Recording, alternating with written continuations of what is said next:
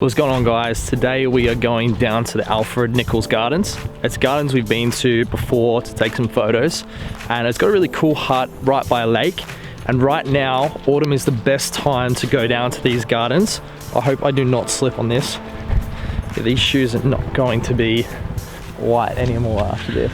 But I'm shooting with Emily today. Car park was looking pretty busy, so I don't know if we're gonna be able to get a really good shot with no one in the background, but Photoshop may have to come into play. Anyway, I'll take you guys along for the journey, and afterwards we'll do some editing as well in Lightroom and Photoshop too. Let's get it.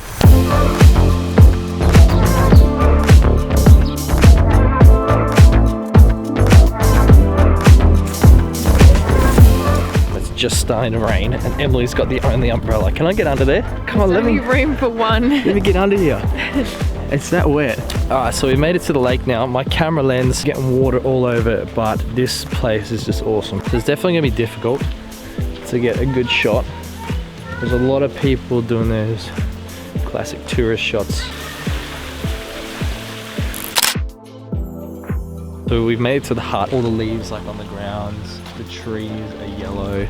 It's gonna turn out really, really good. I did want to get a shot on top of this hut over here, and I'm thinking that I'm gonna have to Photoshop myself on. One, I don't want anyone to get annoyed that I'm sitting on top of the hut, because I can definitely climb onto it. I think it's just gonna be a lot easier. I don't have the effort today. It's cold, it's raining. So I think I'm gonna sit on a rock, get Emily to take a photo of me. I'll edit into Photoshop with you guys later on.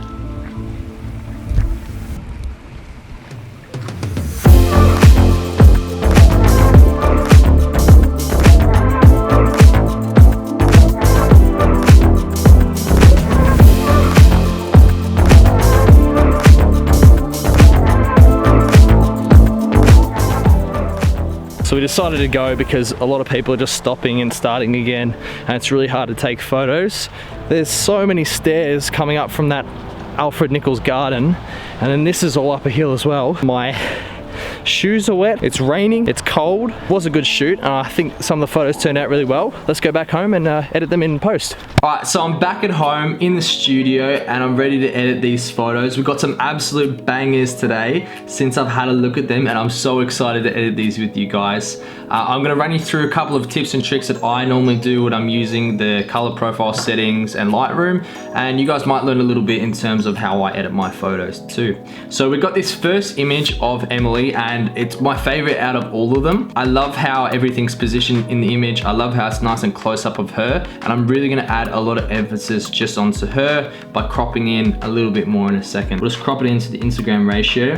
What do you guys think about that anyway? Like, I don't like how cropped in the image gets. Even on a full frame camera, you still lose a lot of image, especially if you've got something that you haven't, or let me rephrase. You've shot something, it's not in the right proportion, and it might be too top heavy or bottom heavy, and you're trying to crop it. When you go to crop it, you cut off someone's head, you might lose a part of the image that you really like. So I don't like the Instagram crop that much. I wish it was a little bit taller. That would be perfect. Gonna first start with our tone curve here, bringing that up and to the side. Adds a little bit of fade to the shadows. I'm gonna drop the shadows right down, and bring the highlights back up a little bit as well. So it's in a nice little bit of an S-curve. I'm gonna leave the temperature and everything just for the time being.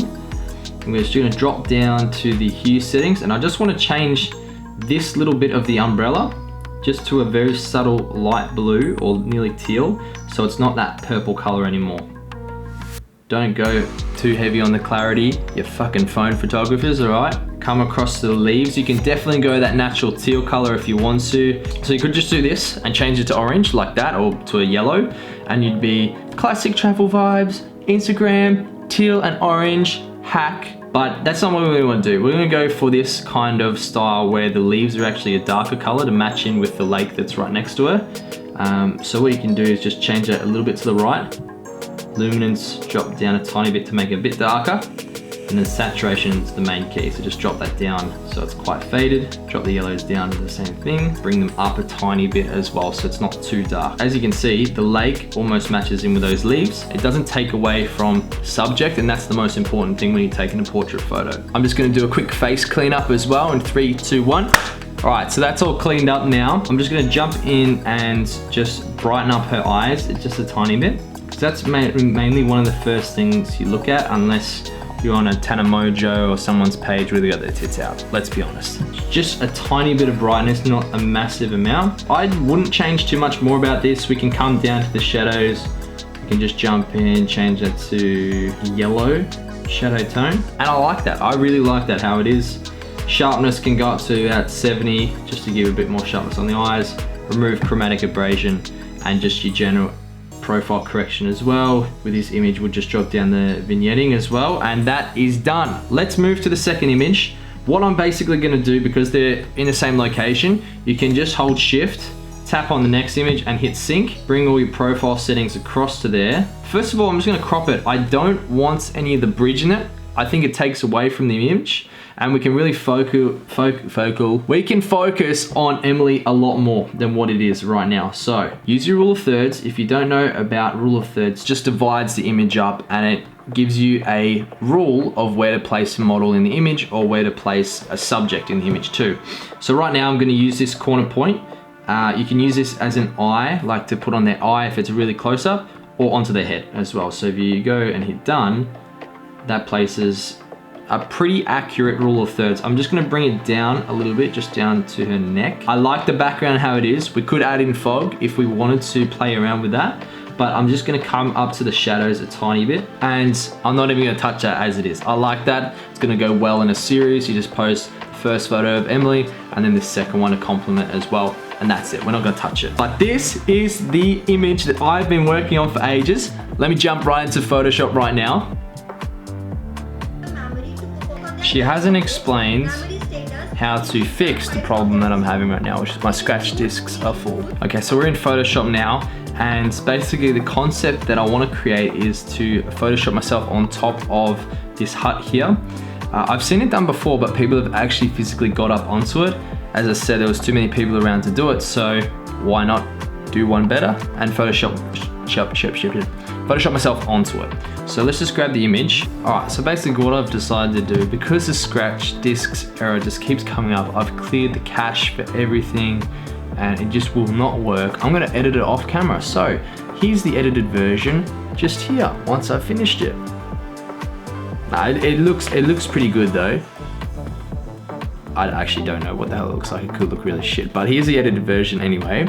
I'm just gonna jump into Lightroom. Let's just edit this photo. So we're just gonna do the same thing with the tone curve. Bring that up, bring the shadows down a little bit, and more so the mid-tones up as well. We're then gonna play around with the hue colors. This one we could probably go to that teal color. Probably bring up the shadows a bit more. And I'm just gonna drop down the cool tones as well. So just to give it a bit more of a moodier feel, vibrancy. I kind of like when it's dropped right down for these kind of images. It really adds some depth to it. Let's make it vibrant. That looks good. That looks really good. Nice and saturated. Calm down, add a shadow tone as well. Make that nice and quick. Enable profile corrections as per usual. And there you have it. If you guys did enjoy this video today, please make sure to give a thumbs up and also subscribe to my channel if you haven't already.